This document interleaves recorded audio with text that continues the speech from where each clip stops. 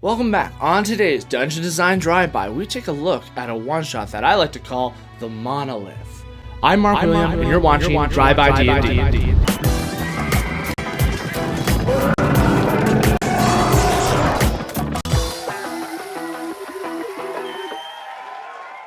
Alright, in this one-shot, a lot of it is based on the Monolith, the title of the one-shot. I want everyone to get in their minds 2001: A Space Odyssey, the Black Monolith. So we'll explain a little bit more about how this is all going to work, but it is centered on that idea, and if you do know 2001: A Space Odyssey, that idea of this mysterious artifact, it's an alien thing from another planet. Okay, cool. But as you start, you're not even going to have this set up. I've kind of pre-set up things just for explanation purposes, but I would start off this one-shot with players. Say it's like we got your sorcerer, we have our paladin, and we have our bard. Just walking along the road. So perhaps your party's traveling from one place to another, and you need some sort of extra little side mission to fill in between sessions or something. Or perhaps you have a 4-group party, but now this week you only have 3 players. So this is a perfect little side thing you can do that is easy to add to the world, which you'll see why later. So your players are walking along. It's a regular, everyday day. And they'll start to see strange things, like walking in a certain direction. So for example, like they'll see like a cow or a herd of cows walking by. And again, the players might interact with the cow, see like something strange about it. And again, they'll see like an orc walking by in a trance-like state, ignoring them. Again, players will have an opportunity to engage with that orc, see what's going on. Something strange, maybe cast Detect Magic. Why are these creatures who are normally, dangerous and evil just ignoring us and walking towards a direction? And again, I'd drop off a few seeds. Oh, an elf is going by. Looks like he's from the woods. Like, why is he traveling towards this direction? And they'll all be moving towards a direction. And you can even say, well, now I'm seeing lots of people like kind of cresting over this hill that they can't quite see in the distance. And so hopefully players are like, okay, well, let's follow this and find out. Or again, maybe they detect magic. Maybe you give them some clues at this point. They can find out about what's happening.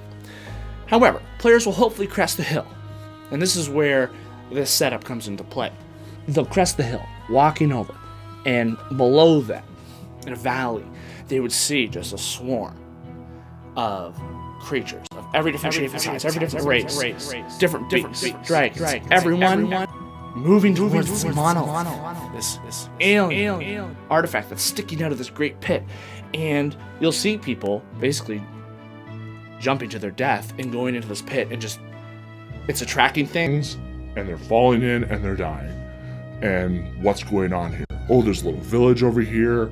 And at this moment, I'd have the players make a wisdom saving throw.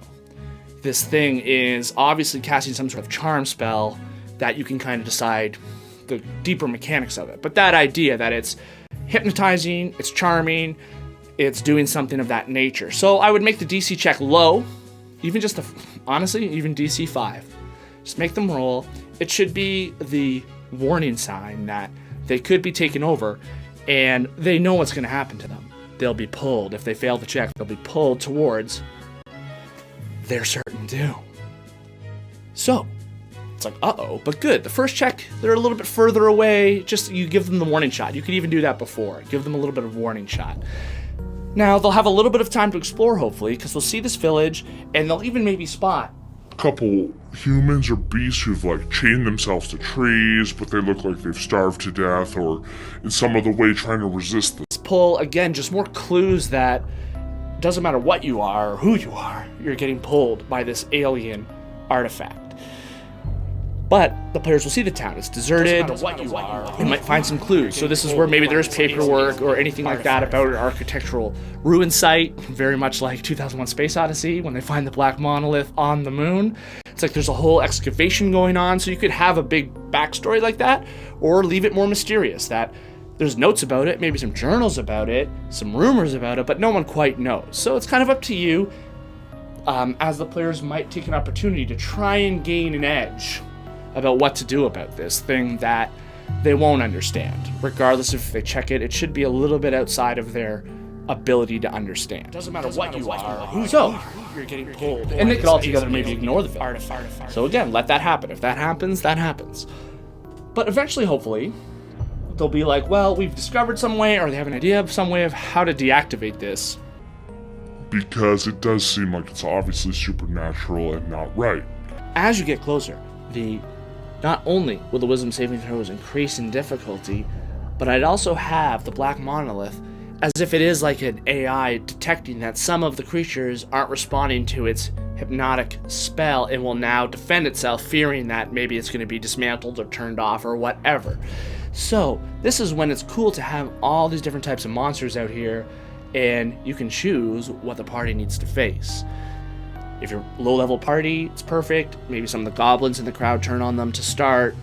It could be progressive, that it's first the goblins, and then, they beat all the goblins. Well, now the orcs are being activated to attack the group.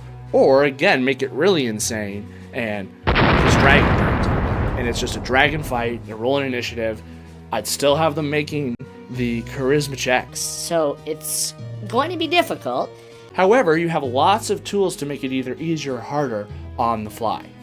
So let's say you throw a couple waves at them of different things, but they can't stop them, and they keep making their saving throws. Also, I would have, just for thematic things, creatures just falling in and dying in the background, which could be funny. They're all slowly just dropping in and dying. And they'll get to the obelisk, or the monolith, and figure out some way to deactivate it. Perhaps they did find a spell, or some sort of information from the village that could help. Perhaps there is just an engraving that one of the players can read that can turn off the obelisk. Perhaps it is just an obelisk. Monolith. It is a monolith that just has hit points, a certain amount of hit points. They can damage it. Perhaps you have a druid in the group who could actually in some way conjure animals, or use the animals or the creatures to attack the monolith. Perhaps there are boulders or some way to knock it over. This is where, again, based on how the players have played, as the DM, I'd be thinking of any sort of possible solution that they think of that could work, can deactivate this. Or perhaps there's nothing they can do. That's also sort of a darker ending to this. There's nothing they can do, but they find out that there is a greater force that put this here that they have to stop. And then, they'd have to make their checks and just get the heck out of here. Doesn't matter what. And try and get to the source of it, because they just can't understand it. Or they found out that it's this other person. Lots of variety, lots of different things you can do, and I think it's perfect to really kind of throw at players and make it dangerous right off the start. The whole time the threat of death is upon them. And again, you can put some cool creatures it does make sense of why there's some crazy creatures around that if you haven't got to the table before, you can challenge the party with. Okay, that's it for this Dungeon Design Drive. I hope you enjoyed it. Hope you can try it at your table. Please like and subscribe below if you like this video, and I will see you next time. So remember, all D&D, all day long, all night till dawn.